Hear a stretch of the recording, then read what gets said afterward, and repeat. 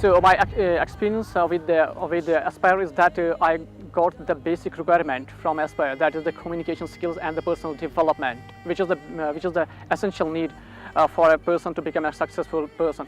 So my parents are very happy with this decision, and they are supporting me in this way, and I'm quite happy that I have got a job after completing this training course from Aspire.